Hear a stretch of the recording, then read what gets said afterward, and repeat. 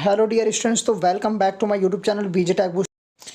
तो dear students, आज इस वीडियो में मैं आपको बताऊंगा कि आपके लिए बहुत बहुत ब्रेकिंग न्यूज़ है कि आपका जो नवोदय विद्यालय समिति यानी कि एनवीएस की जो वैकेंसी हैं वो यहाँ से ओपन हो चुकी हैं। आपको कैसे अप्लाई करना है, किन किन पोस्ट के लिए है और कौन कौन इसके लिए एलिजिबल होंगे, तो सारा प्रोसेस इस वीडियो के माध्यम से मैं आपको बताऊंगा। तो वीडियो को आपको बिल्कुल भी यहाँ से स्किप नहीं करना है, ठीक है, और लीव तो बिल्कुल नहीं करना है आपको, ठीक है। तो सबसे पहले फ्रेंड्स देखो, आप यहाँ से ये देखो, आपका जो नोटिस है यह है रिक्रूटमेंट ड्राइव, यहाँ से नॉन टीचिंग जो पोस्ट हैं उनके ऊपर। तो देखो यहाँ से recruitment of female staff nurse assistant, यहाँ से station section officer, audit assistant, legal assistant, यहाँ से जो भी पोस्टें हैं आपकी यहाँ पे आपको दे रखी है नवोदय विद्यालय समिति की तरफ से। देखो इसके बाद से यहाँ से आपके जो पोस्ट नेम वगैरह हैं इसके बारे में बताते हैं। आपके असिस्टेंट सेक्शन ऑफिसर की है, ऑडिट असिस्टेंट की आपकी, जूनियर ट्रांसलेशन की है officer, legal assistant, stenographers, computer operator, junior secretaries assistant and MTS की आपकी जो पोस्टेज हैं, ठीक है। यहाँ पे एचक्यू और एचआरओ जो आपका जो है कैडर लगता है, ठीक है। अभी यहाँ से देखो फीमेल्स की कौन कौन सी हैं, यहाँ से फीमेल स्टाफ नर्स हैं आपकी, कैटरिंग की हैं, सुपरवाइज़र की है, जूनियर सेक्रेटरीट के आपके असिस्टेंट और इलेक्ट्रीशियन के हैं, यहाँ से कम प्लम्बर के, लैब अटेंडेंट की और मेस हेल्पर की आपकी यहाँ पे पोस्टें होने वाली है। अब देखो कौन से उसमें कितनी पोस्टें होने वाली हैं, तो ये सारा कुछ इसमें दे रखा है। जैसे कि देखो आपका पोस्ट कोड अगर फर्स्ट है और उसमें जो फीमेल नर्सिंग स्टाफ का है तो उस ग्रुप में आपकी जो पोस्टें हैं वो देखो आपकी यूआर जनरल की 85 सीटें, ओबीसी की ईडब्ल्यूएस की 12 हैं, आपकी ओबीसी एनसीएल की यहाँ से 12 सीटें हैं और आपका एससी का 10 सीटें, एसटी का आपका 2 और यहाँ से टोटल मिला के 121 सीटें हैं, ठीक है। तो यहाँ से अदर की जो हैं वो हैं आपकी 2, वीएच की 2, यहाँ से एचएच की 0 और यहाँ से अदर्स का वैसे 1 है। तो ऐसे ही आपका असिस्टेंट यहाँ से सेक्शन ऑफिसर का है। तो ये आप देख सकते हैं फ्रेंड्स, इसका आप स्क्रीनशॉट ले लीजिएगा, ठीक है, क्योंकि मैं आपको मेन जो बातें हैं वही बताने के लिए यहाँ पे आया हूँ, ठीक है। और आप इसका एक बार स्क्रीनशॉट लेके आप इसको एक बार रीड कर लीजिएगा, ठीक है, कि इसमें कितनी पोस्टें हैं और इसको भी आप थोड़ा वो चेकआउट कर लीजिएगा, ठीक है। तो देखो फ्रेंड्स, उसके बाद अभी देखो यहाँ से आपका जो पद का नाम है उसके बारे में और आपके लिए जो फंक्शनल यहाँ से रिक्रूटमेंट्स हैं और यहाँ सुटेबल जो कैटेगरीज हैं लैंडमार्क हैं, तो वो आप सारा कुछ इसको भी एक बार आप रीड कर लीजिएगा, ठीक है।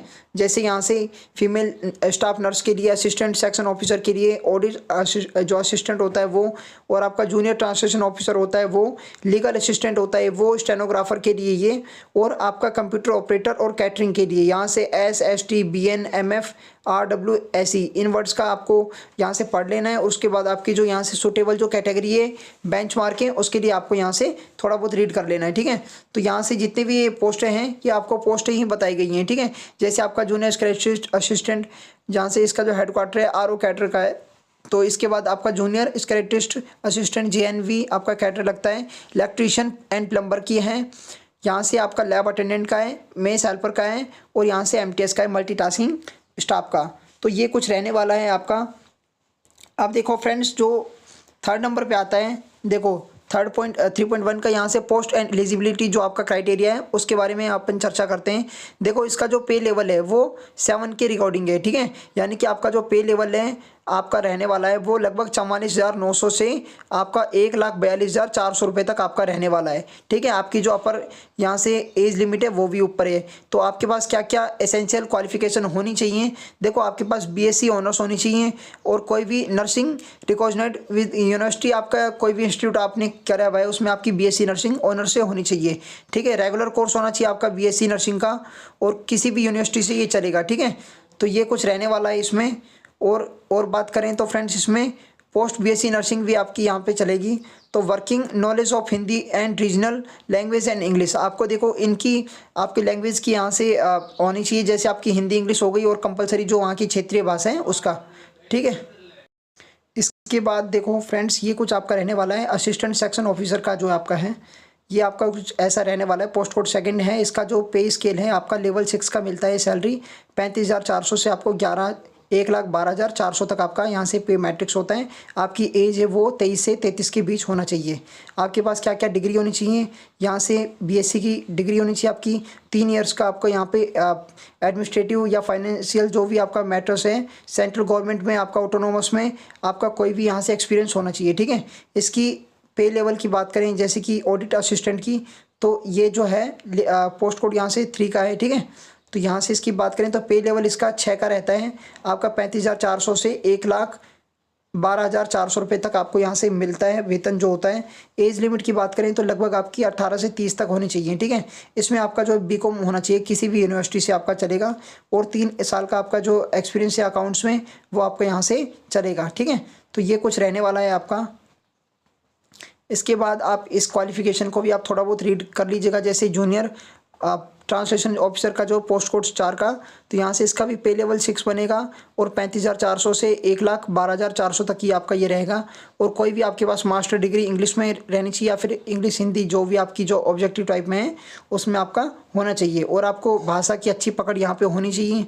यहाँ से लीगल असिस्टेंट की जो पोस्ट है पोस्ट कोड 5 का, इसका भी पे लेवल 6 रहने वाला है। 35,400 से 1,12,400 तक आपका जो वेतन मिलेगा। अपर एज लिमिट की बात करें तो यहाँ से बिटवीन आपकी 23 से 35 साल तक आपका होना चाहिए, और आपको एसेंशियल क्वालिफिकेशन में जो भी डिग्री है आपकी, बैचलर डिग्री आपको यहाँ से होनी चाहिए। के बाद यहाँ से स्टेनोग्राफर की जो पोस्ट है, ठीक है, ये पे कोड 6 है आपका। इसमें आपका जो लेवल 4 का आपको वेतन मिलता है 25,500 से 81,100 तक, ठीक है। तो इसका जो एज है आपका 18 से 27 साल तक होना चाहिए। इसके बाद यहाँ से कुछ और भी यहाँ से हैं, ठीक है, आप थोड़ा इनको रीड कर लीजिएगा। जैसे इसके बारे में, एग्ज़ाम पैटर्न के बारे में थोड़ा बहुत बता देता हूँ मैं आपको, है ना।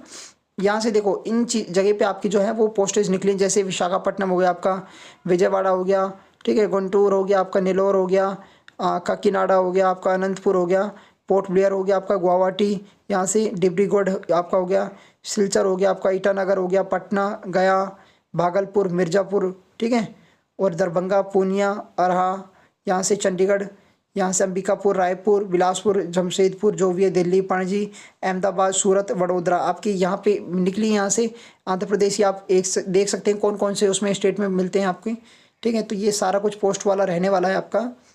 और इसकी क्वेश्चन की बात करें एग्जाम पैटर्न्स की, देखो स्कीम ऑफ एग्जामिनेशन तो आपका यहाँ से 3 स्टेजेस में होगा आपका, ठीक है।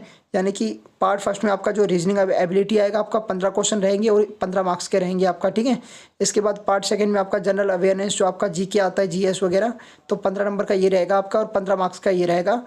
तो थर्ड में आता है आपका लैंग्वेज कंपलसरी, ठीक है, आपका जो टेस्ट होगा तो इंग्लिश और हिंदी में आपका ये रह सकता है, ठीक है। तो ये यहाँ से 20 क्वेश्चन आएंगे तो 20 मार्क्स का हो गया, तो आपका लगभग ये कितने मार्क्स का होगा, 30-50 मार्क्स का आपका यहाँ से हो गया सीधा सीधा ही। ये आपका फीमेल नर्सिंग स्टाफ का है। यहाँ से फोर्थ में आपका होगा, इसी में ये सब्जेक्ट नॉलेज आपको होना चाहिए 70 का, ठीक है। तो टोटल आपका 120 का यहाँ से आपका पेपर बन गया, 50 + 70, ठीक है। तो ये सब्जेक्ट नॉलेज का यहाँ पे 70 का ऐड करा इन्होंने। और भी यहाँ से अदर जो पोस्ट्स हैं सभी का पोस्ट वाइज यहाँ से दे रखा है आपने, ठीक है।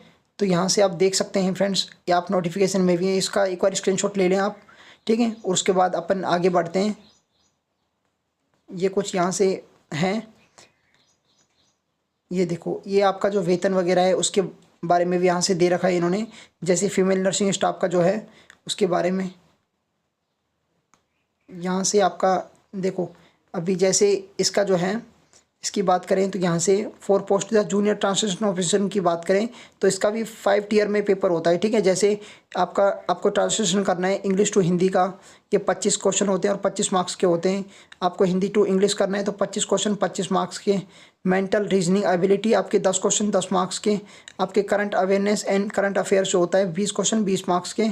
और आपका जो सब्जेक्ट नॉलेज है हिंदी और इंग्लिश का वो 20 क्वेश्चन 20 मार्क्स के। तो टोटल हो गए आपके 100 क्वेश्चन और 100 मार्क्स के, ठीक है। तो ऐसा कुछ रहने वाला है आपका।